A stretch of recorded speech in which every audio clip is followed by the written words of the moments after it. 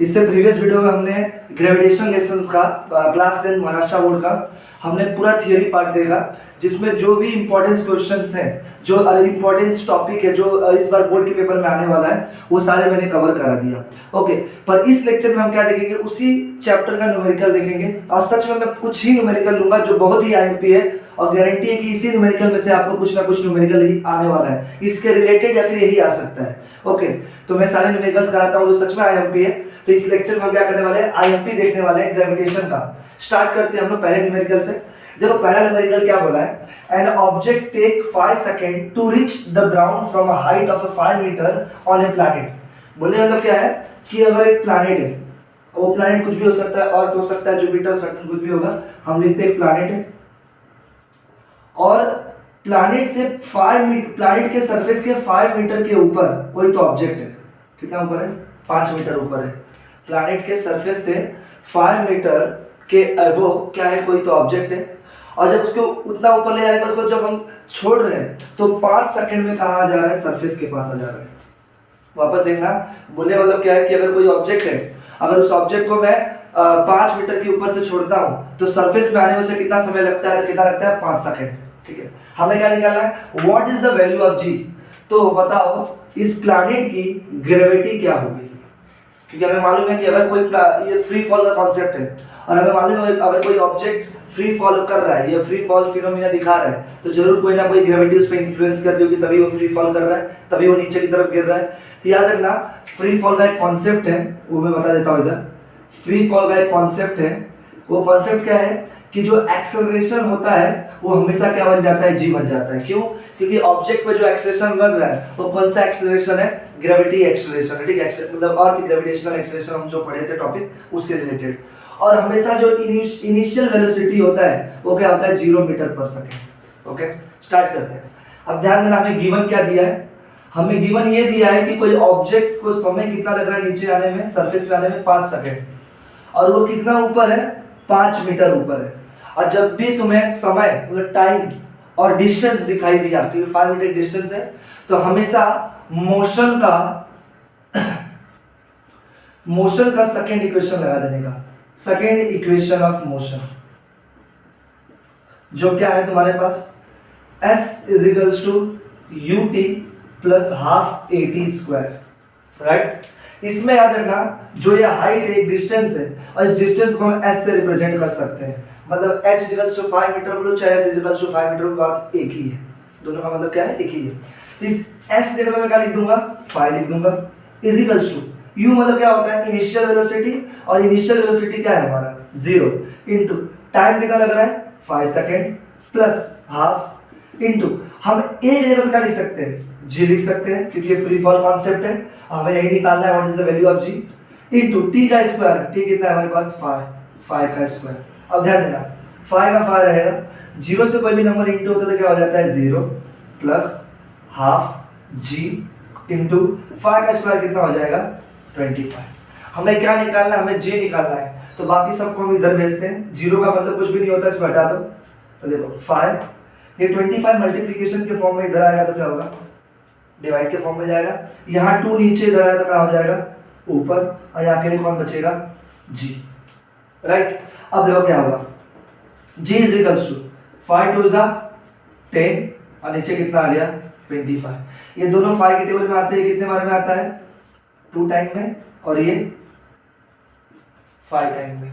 अब क्या करो, 5 से डिवाइड कर दो 2 को, 5 के टेबल में 2 नहीं आता, तो 5 0 जा, पॉइंट डाला हमने, इधर आ गया 0, और 5 4 जा 20। तो क्या हो गया वैल्यू तुम्हारा, तो तुम्हारा जो g है वो कितना आ गया, 0.4। और हमें मालूम है कि ग्रेविटी और एक्सीलरेशन दोनों का यूनिट क्या होता है, मीटर पर सेकंड स्क्वायर। तो जो प्लैनेट, जिस प्लैनेट पे ऑब्जेक्ट को फ्री फॉल करा रहे हैं 5 मीटर के ऊपर से, तो उस प्लैनेट की ग्रेविटी कितनी है, 0.4 मीटर पर सेकंड स्क्वायर। अब आते हैं हम सेकंड क्वेश्चन में, और ये क्वेश्चन वेरी वेरी आईएमपी है, वेरी वेरी आईएमपी है। ध्यान देना, ये क्वेश्चन थोड़ा लॉजिकल है और बहुत इजी है, और सच में आईएमपी है। ये तुम्हारा 3 मार्क्स में आ सकता है। मेरे इस क्वेश्चन का वेटेज कितना है, 3 मार्क्स है। और ये मत सोचना कि 3 मार्क्स कुछ कम मार्क्स है फिर इसको नहीं ध्यान देंगे, इग्नोर कर देंगे तो कुछ, याद रखना 3 मार्क्स में बहुत कुछ होता है। अब ध्यान देना क्या है, the radius of a planet A, मतलब इसमें बात किसकी गई है, एक ए नाम का प्लैनेट है, ठीक है, प्लैनेट है, फिर आगे ए लिख देता हूँ। The radius of planet A, मतलब जो रेडियस है किसका, प्लैनेट ए का, हम लोग कहाँ लिखते हैं इस चीज को यहाँ लिखते हैं, रेडियस ऑफ प्लैनेट ए, इसका मतलब क्या होता है, इज इक्वल्स टू हाफ, मतलब क्या होगा 1/2, the radius of planet B, मतलब रेडियस ऑफ प्लैनेट बी, मतलब एक और प्लैनेट है इधर, एक और प्लैनेट की बात की है, इसका नाम क्या है, बी। बहुत अच्छे से समझ में आया होगा मैंने इक्वेशन कैसे बनाया। वापस देख लो एक बार, द रेडियस ऑफ प्लैनेट ए, इस प्लैनेट ए का कुछ रेडियस होगा, हमने लिख दिया आर ए, इज मतलब इज इक्वल्स टू हाफ का half, other radius of planet B, planet B का भी कुछ ना कुछ समथिंग रेडियस होगा, राइट। स्टार्ट करते हैं आगे। If the mass of A is M A, अगर मान लो इस ए प्लैनेट का मास है एम ए, तो what must be the mass of B, तो बताओ, मतलब इस ए प्लैनेट का मास कितना दिया है एम ए, तो हमें बताना है कि मास ऑफ बी क्या होगा। Okay, so that the value of G on B, मतलब जो बी पे ग्रेविटी की वैल्यू है, मतलब बी पे जो ग्रेविटी की वैल्यू है, जी भी क्यों लिखा मैंने, बी प्लैनेट पे जो ग्रेविटी की वैल्यू है वो इज मतलब इज इक्वल्स टू क्या है, हाफ है that of its value of on A, जो ग्रेविटी पे मतलब ए प्लैनेट की जो ग्रेविटी है। ध्यान देना ये दो जो है इंपॉर्टेंट है, इससे ही पूरा सॉल्व होने वाला है ये दोनों वैसे बड़ा समझ में आया होगा। अब देखो स्टार्ट करते हैं। हमें मालूम है कि ग्रेविटी का फॉर्मूला क्या होता है, वी नो दैट ग्रेविटी का फॉर्मूला क्या होता है, तो ग्रेविटी का फॉर्मूला होता है G is equals to G M upon R square, ये फॉर्मूला है।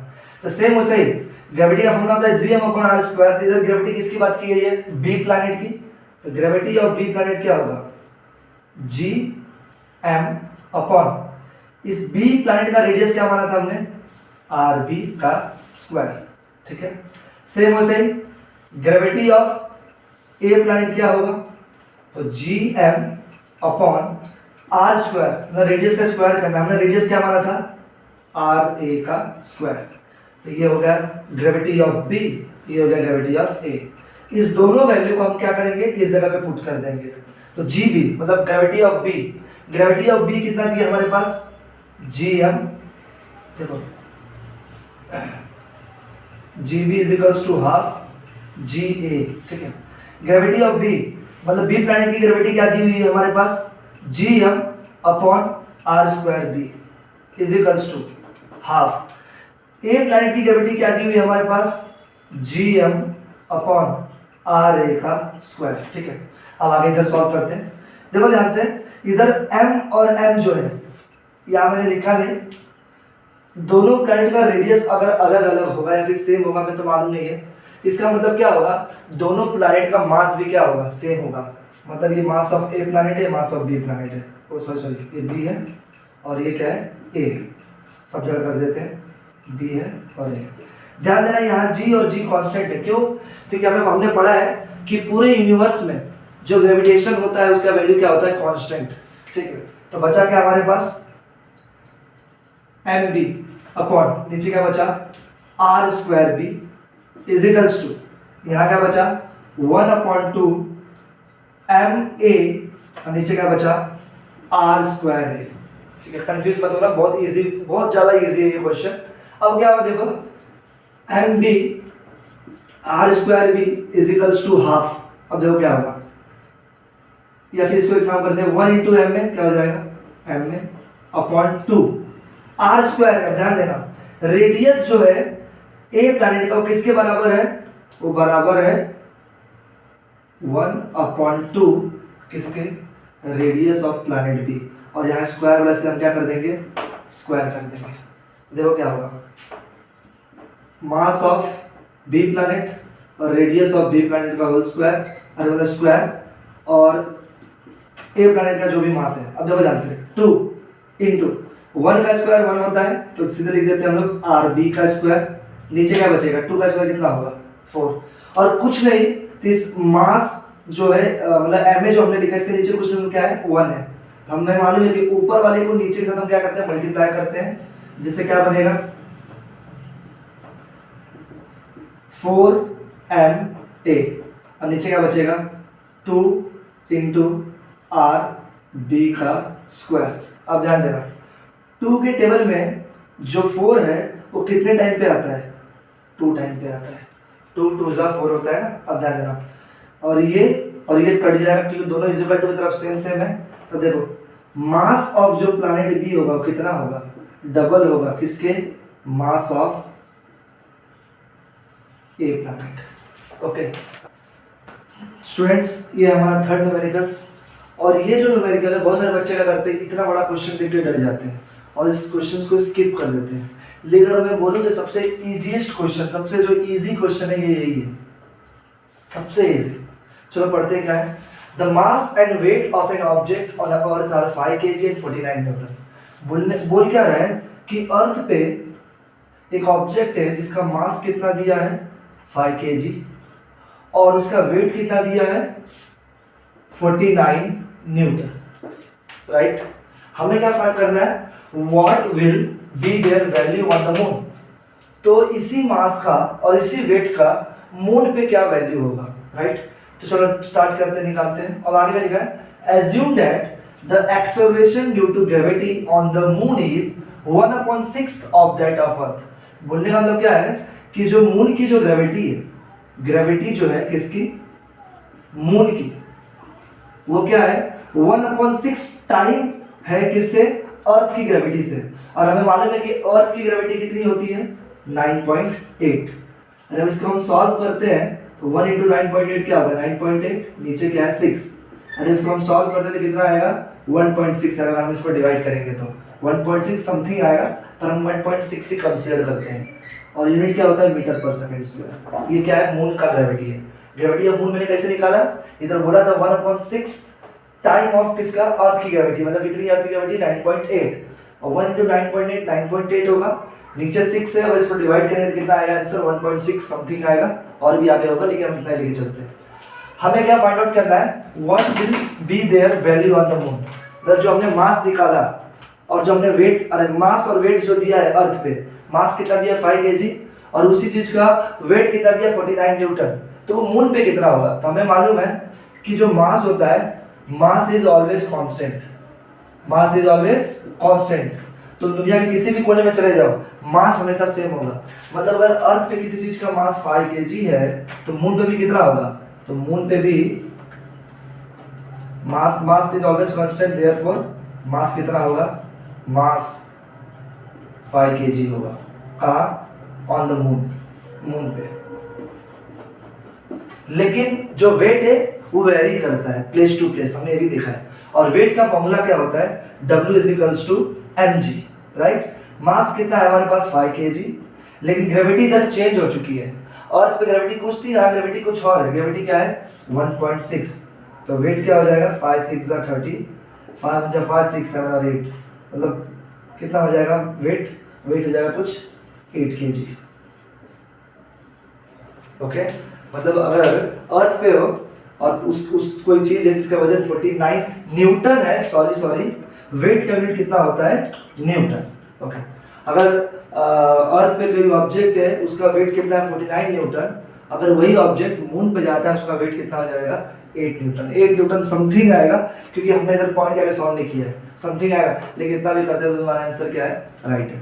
और आई होप आप लोगों को समझ में आया होगा और बहुत इजी क्वेश्चन है, ठीक है। ओके, हम आते हैं फोर्थ क्वेश्चन में, और ये भी बहुत इजी क्वेश्चन है। आप लोग सब सोच रहे होंगे कि मैं हर बार इजी बोल रहा हूँ और आगे पढ़ाया जा रहा हूँ, लेकिन सच में मैं जो इजी मतलब मैंने बोला है कि ये क्वेश्चन इजी है और रियल में इजी है, बस आप लोग को हल्का सा उस पर ध्यान देना है और प्रैक्टिस करना है, अपने आप अच्छा मार्क्स स्कोर कर सकते हैं अपने 10th के बोर्ड पे। ओके, मूव करते हैं नेक्स्ट क्वेश्चन पे, जो हमारा फोर्थ क्वेश्चन है। क्या है देखो answer, A ball fall of A table, मतलब एक बॉल है जो टेबल से, मेरी ड्राइंग बहुत अच्छी है, कुछ ज़्यादा ही अच्छी है, ठीक है, एक बॉल है जो टेबल से नीचे की तरफ गिर गया, कहाँ गिरा, एंड रीच द ग्राउंड, कहाँ, ग्राउंड पे मान लो बगीचे में टेबल लगा होगा और ये बॉल क्या हुआ, टेबल से क्या हुआ, ग्राउंड में गिरा, ठीक है। तो reach the ground in 1 second, गिरने में इसको कितना समय लगा, 1 सेकंड लगा। Assuming g is 10 मीटर पर सेकंड स्क्वायर, और जब ये गिर रहा है इसमें कोई ना कोई ग्रेविटी इन्फ्लुएंस कर रहा होगा, और वो ग्रेविटी कितनी है, 10 मीटर पर सेकंड स्क्वायर। तो calculate the speed on reaching the ground, तो कितने स्पीड से नीचे आया वो हमें फाइंड करना है, मतलब हमें स्पीड फाइंड करना है, फिर हमें वेलोसिटी फाइंड करना है, okay. And height of the table, मतलब बॉल ऊपर से जब नीचे गिर रहा है तो इसके बीच में कितनी हाइट है, इसको भी हमें क्या करना है, फाइंड आउट करना है। तो देखो इधर लिख देते हैं, क्या क्या दिया हमें, गिवन लिख देते हैं। गिवन हमें दिया है कि टाइम कितना लग रहा है गिरने में, 1 सेकंड, और जो ग्रेविटी एक्ट कर रही है वो कितनी है, 10 मीटर पर सेकंड स्क्वायर। हमें क्या फाइंड आउट करना है, कितने स्पीड से बॉल गिर रहा है और कितने हाइट से गिर रहा है, राइट। और हाइट को हमने अभी फर्स्ट क्वेश्चन में देखा था, हम एस बोल सकते हैं, क्यों, क्योंकि एस का मतलब क्या होता है, डिस्टेंस। ध्यान देना, v और s, इसे देख के मुझे लगता है अगर आप थोड़ा बहुत पढ़े होंगे तो आपको याद आ रहा होगा, v जो होता है वो हमारे मोशन ऑफ इक्वेशन का सबसे पहला इक्वेशन है, मतलब फर्स्ट इक्वेशन है, फर्स्ट इक्वेशन ऑफ मोशन क्या होता है, देखो ध्यान से, v is equals to u plus at, और ये फ्री फॉल का कॉन्सेप्ट है, ये कॉन्सेप्ट किसका है, फ्री फॉल का, क्योंकि ऊपर से कोई चीज नीचे गिर रही है, इसीलिए जो हमारा a का वैल्यू होगा उसको हमें g बोल सकते हैं, एक जगह पे मैं g का इस्तेमाल कर सकता हूं, और इनिशियल वेलोसिटी क्या होता है, 0 मीटर पर सेकंड, ओके। अब ध्यान देना, तो v है, ये तो फाइनल है, v हमें फाइंड आउट करना है, कितने स्पीड से वो नीचे आया, u तो 0 होगा, प्लस a को मैं क्या बोल सकता हूँ, g, और इनटू t को हमने क्या बोला, t बोलेंगे। चलो देखो, तो v इज इक्वल्स टू 0 हटा दो, g कितना दिया है, 10, और टाइम कितना लग रहा है, 1 सेकंड, मतलब कितने स्पीड से गिरेगा वो, 10 मीटर पर सेकंड के स्पीड से गिरेगा। समझा, कितना इजी है, देख लो खुद तुम देखो कितना इजी है। वो बॉल कितने स्पीड से गिरेगा, 10 मीटर पर सेकंड के स्पीड से गिरेगा। अब हमें फाइंड आउट क्या करना है कि कितने ऊपर से गिरा वो, तो फॉर्मूला क्या है, जिसको हम लोग बोलते हैं सेकंड इक्वेशन किसका, मोशन का, क्या होता है, s is equals to ut plus half at square. अब ध्यान देना, u 0 है तो ये भी दोनों 0 हो जाएंगे, क्योंकि दोनों मल्टीप्लाई हो रहे हैं, हटाई दो, क्या फालतू का लिखने का, मतलब लिखते हैं अब हाफ at स्क्वायर, और ये जो है वो g के बराबर है, इसलिए हम एक जगह पे क्या लिख सकते हैं, g लिख सकते हैं, तो फॉर्मूला थोड़ा ज्यादा शॉर्ट कर दिया मैंने, ठीक है। अब s क्या है, हमें यही निकालना है, डिस्टेंस निकालना है, हाफ, g कितना है हमारे पास, g है 10 इंटू t का स्क्वायर बराबर मतलब 1 का स्क्वायर, क्योंकि t कितना समय कितना लग रहा है, 1 सेकंड, तो 1 का स्क्वायर, 2 1 जा 2 5 जा, तो कितना आया 5 इंटू 1 का स्क्वायर क्या होता है 1, कितने ऊपर से गिर रहा है वो, 5 मीटर के, मतलब जो बॉल है, मतलब जो टेबल की ऊंचाई है कितनी है, 5 मीटर। समझ में आया, बहुत इजी क्वेश्चन था। मूव करते हैं हम नेक्स्ट क्वेश्चन की तरफ। फ्रेंड्स ये हमारा 5th क्वेश्चन है, और ये क्वेश्चन वेरी वेरी आईएमपी है, ध्यान से देखना। चलो स्टार्ट करते हैं, क्या लिखा है पहले देखते हैं। The mass of the earth and the moon are 6 × 10⁻24 kg and 7.4 × 10⁻22 kg। मतलब किसकी बात की है, यहाँ अर्थ की बात की गई है, और किसकी बात की गई है, मून की बात की गई है। अर्थ के मास को मैं कैपिटल M से रिप्रेजेंट करता हूँ, लिखता हूँ कितना दिया है, 6 × 10⁻24 kg। और जो मून का जो मास है उसको मैं स्मॉल m से रिप्रेजेंट करता हूँ, कितना लिखा है, 7.4 × 10⁻22, राइट। और बोला है डिस्टेंस बिटवीन देम इज, इन दोनों के बीच की जो दूरी है वो कितनी है, तो उसको मैं r से रिप्रेजेंट करता हूँ, बीच की दूरी को। आप लोगों की बुक में d से रिप्रेजेंट किया होगा शायद, तो इन दोनों के बीच की जो दूरी है उसको मैं r बोलता हूँ, और वो कितना दिया है, 3.84 × 10⁵ किलोमीटर दिया है। अब ध्यान से देखना, हमें मालूम है कि मास का जो SI यूनिट होता है वो kg होता है, और ये दोनों kg में दिया था। लेकिन यहाँ जो है जो डिस्टेंस होता है उसका SI यूनिट होता है मीटर, पर यहाँ किस में दिया है, किलोमीटर में। तो पहले इसको हम मीटर में कन्वर्ट करेंगे, तो आप लोग यहाँ सॉल्व करना अच्छे से, मैं इधर ही बता रहा हूँ आप लोगों को। क्या होगा देखो, 3.84 इंटू 10⁵ और किलोमीटर लिखा है। 1 किलोमीटर में कितने मीटर होता है, कितना मीटर होता है, 1000 मीटर। तो 1000 मतलब क्या, 30, इससे मैं इसको ऐसा लिख सकता हूँ ना 10⁵। तो क्या हो जाएगा हमारा रेट, मतलब दोनों के बीच का डिस्टेंस कितना हो जाएगा 3.84 इंटू 10⁵। अब ध्यान सुनना, बेसिक बता रहा हूँ मैं कुछ। अगर हमने देखा है 6 स्टैंडर्ड की बात है ये, बेस अगर सेम होता है, बेस अगर सेम होता है, ध्यान देना a⁻m और a⁻n है और दोनों के बीच में मल्टीप्लाई है, दोनों का देखो बेस सेम है, दोनों के नीचे a है, उसको एक बार लिखने का, और ये जो ऊपर होते हैं पावर उनको क्या कर देने का, सम कर देने का, मतलब m+n। जैसे एक सिंपल सा फॉर्म लेता हूं मैं, एक इजी एग्जांपल, 10⁵2 इंटू 10⁵3 है, दोनों का बेस सेम है तो हम एक बार लिखते हैं, और 2 और 3 कितना हो जाएगा 5। तो सेम वैसे ही देखो, 10 और 10 बेस सेम है तो एक बार लिखा, अब 5 और 3 कितना हो जाएगा 8, क्या मीटर। और ये हमारा SI यूनिट है। अब सॉल्व करते हैं, हमें निकालना क्या है, calculate the gravitational force of attraction between the two. इन दोनों के बीच में फोर्स ऑफ अट्रैक्शन क्या है, अर्थ और मून, ये दोनों के बीच में फोर्स ऑफ अट्रैक्शन क्या है, ये हमें फाइंड आउट करना है। हमें मालूम है कि अर्थ जो होता है वो मून पे फोर्स एक्सर्ट करता है, ठीक है। तो ध्यान से लेना, वही हमें फाइंड आउट करना है। तो हमने न्यूटन का यूनिवर्सल ग्रेविटेशनल लॉ पढ़ा है।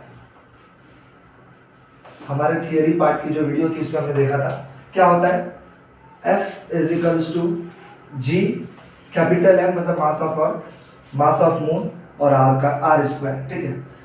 इधर हमें ग्रेविटी, ये तो हमें मालूम है कि जो ग्रेविटेशनल यूनिवर्सल ग्रेविटेशन जो होता है कांस्टेंट होता है, उसकी वैल्यू हमें दी हुई है, कितनी दी है 6.7 इंटू 10⁻⁻11। मास ऑफ अर्थ भी दिया हुआ है 6 इंटू 10⁻24। मास ऑफ मून भी दिया हुआ है 7.4 इंटू 10⁻22। और इन दोनों के बीच की दूरी भी हमारे पास है, कितना है 3.84 इंटू 10⁻8। और यहाँ स्क्वायर बोला है, स्क्वायर मतलब कैसे, दो बार लिख सकता हूँ मैं 3.84 इंटू 10⁻8, ठीक है। अब क्या करो, जितने भी नंबर है उनको एक जगह पे लिखो, और जितने भी पावर है उसको साइड में लिखेंगे। तो 6.7 इंटू 6 इंटू 7.4 इंटू, देखो इधर यहाँ भी 10 है, यहाँ भी 10 है, यहाँ भी 10 है, सारे मल्टीप्लाई के फॉर्म में। तो मैंने बताया जब भी बेस सेम होता है उसको एक बार लिखते हैं। अब क्या इधर -11 है और क्या है 24 है, और पावर क्या है 22। अब क्या कर देने का, प्लस कर देने का, तो प्लस कर देते हैं। तो क्या होगा देखो, माइनस प्लस माइनस होगा, 24 में से 11 गया, कितना बचेगा, तो बचेगा तुम्हारा 13 प्लस 22 बराबर कितना हो जाएगा 35। तो कितना हो गया 10⁻35। अब देखो आगे, यहाँ पे उसे करेंगे 3.84 इंटू 3.84, नंबर एक जगह पे लिख दिया। अब पावर आइटम देखो, यहाँ भी 10⁻8 है, यहाँ भी 10⁻8 है, बेस सेम है, और 8 कितना हो जाएगा 16। और एक और इंडाइसेस का रूल बता रहा हूँ मैं, अगर नीचे लिखा है 1/a², अगर तुम इसको ऊपर लेते हो तो क्या हो जाता है, माइनस का साइन लग जाएगा, मतलब क्या होता है साइन चेंज हो जाता है। यहाँ कुछ मतलब प्लस है पावर के साथ, अगर ये ऊपर गया तो क्या हो जाएगा माइनस, लेकिन अगर नीचे माइनस है तो ऊपर जाएगा तो क्या हो जाएगा प्लस, समझ रहे हैं। अब प्लस है तो क्या हो जाएगा माइनस, जैसे तुम्हें सामने दिखाई दे रहा है। तो देखो क्या होगा, पहले तीनों को मल्टीप्लाई करो, 6.7 इंटू 6 इंटू 7.4 को मल्टीप्लाई करो। आई होप आप लोगों को डेसिमल पॉइंट के मल्टीप्लिकेशन आते होंगे, मतलब पॉइंट वाले मल्टीप्लिकेशन आते होंगे। अगर नहीं आते होंगे तो कमेंट सेक्शन में कमेंट कीजिए और मुझे बताइए कि मतलब कितने लोगों को नहीं आता, बताइए मुझे। मैं आप लोगों के लिए नेक्स्ट वीडियो बनाऊंगा जिसमें ये सारी चीज़ें सिखाऊंगा, कैसे मल्टीप्लाई करते हैं, कैसे डिवाइड कर सकते हैं। ये तो बहुत बेसिक है लेकिन फिर भी मैं सिखाऊंगा, आप लोग कमेंट कीजिए। और जब तक आप कमेंट नहीं करेंगे तब तक मैं वो वीडियो नहीं बनाने वाला हूँ। अब ध्यान से देखिए, जब मैं डायरेक्ट कर रहा हूँ, जब ये क्योंकि ये रिवीजन वीडियो है, ओके, इसलिए डायरेक्ट करना पड़ेगा मुझे। अब इस तीनों को जब अगर मैं मल्टीप्लाई करता हूँ, अगर हम इस तीनों को मल्टीप्लाई करेंगे तो मेरा कितना वैल्यू आएगा 297.48 आएगा, ओके, अगर पूरे तीनों को मल्टीप्लाई करूंगा। वैसे अगर इन दोनों को मैं मल्टीप्लाई करूंगा तो मेरा वैल्यू कितना आएगा, तो मेरा वैल्यू आएगा 14.74। अब आप लोग सोच रहे हो मैं रट्टा मार के बैठा हूँ, ऐसा ये सच है, मैं पहले से ही निकाल के बैठा हूँ। इससे क्या होगा कि ये जो रिवीजन वीडियो है, इस वीडियो में हमारा जो टाइम ड्यूरेशन रहे कम रहे और हमें समझ में आए, क्योंकि मुझे लगता है कि 75% बच्चों को ये सब आता होगा। तो अगर मैं मल्टीप्लाई करने बैठूँ तो क्या हो जाएगा, थोड़ा बोरिंग वीडियो हो जाएगा, इसी कारण से। अब ध्यान से देखना 10⁻35 है, अगर इसको ऊपर लेता हूँ तो क्या हो जाएगा 10⁻60, राइट। तो अभी मैंने बताया कि अगर बेस सेम है तो एक बार लिखो और इन दोनों को सम करो, तो 35 प्लस और इधर माइनस है, प्लस माइनस क्या हो जाएगा माइनस, इधर हो जाएगा 16। तो देखो क्या होगा 35 में से 16 को माइनस करेंगे तो कितना बचेगा 19 आएगा। कितना आएगा 19। तो अब इसको डिवाइड करना है, अब डिवाइड करने भी आप लोग आना चाहिए, मुझे मालूम है इसका आंसर कितना आएगा, तो 201 इंटू 10⁻90। ओके, अब ध्यान देना ये जो पॉइंट है इसको मैं शिफ्ट भी कर सकता हूँ इस साइड, और हमेशा देखना जब भी तुम right side sorry left side की तरफ, जब भी तुम लेफ्ट साइड की तरफ अगर पॉइंट को शिफ्ट करोगे तो याद रखना यहाँ जो पावर होगा बढ़ता है। तो अगर मैं इस पॉइंट को यहाँ शिफ्ट करता हूँ मतलब क्या हो जाएगा 2.01 हो जाएगा, इनटू पावर बढ़ जाएगा, कितना हो जाएगा 20, और 2.01 को मैं 2 बोल सकता हूँ, अप्रॉक्स 2 बोल सकता हूँ। और हम क्या निकाल रहे हैं फोर्स निकाल रहे हैं, तो फोर्स का यूनिट कितना होता है न्यूटन। मतलब जो पृथ्वी है वो मून पे कितना फोर्स एक्सर्ट करती है 2 × 10⁻20 न्यूटन। अगर आप लोगों को ये वीडियो बहुत अच्छा लगा होगा और आप लोगों को ये लेसन बहुत अच्छे से समझ में आया होगा तो इस वीडियो को लाइक कीजिए, शेयर कीजिए, सब्सक्राइब कीजिए, और आई होप आप लोग मुझे सपोर्ट करेंगे कि मैं नेक्स्ट वीडियो भी बनाऊं जो आप लोग का पीरियोडिक टेबल पे है, और मैं सारे रिविजन्स लेक्चर देने वाला हूं, और ये सारे चीज़ IMP आप लोग के लिए और रिवीजन के लिए तो बहुत ज़्यादा बढ़िया है। और जो आपका बोर्ड का जो एग्ज़ाम होगा उसमें जो क्वेश्चंस आएंगे, मैं आशा करता हूं कि आशा नहीं, मैं गारंटी के साथ बोल सकता हूं कि जो 80% जो टॉपिक्स हैं, जो क्वेश्चंस है, जो मैं इस रिवीजन वीडियो में कराया है, मैंने रिवीजन लेक्चर्स में मैंने कराया है, उसी में से आने वाली है। तो थैंक यू।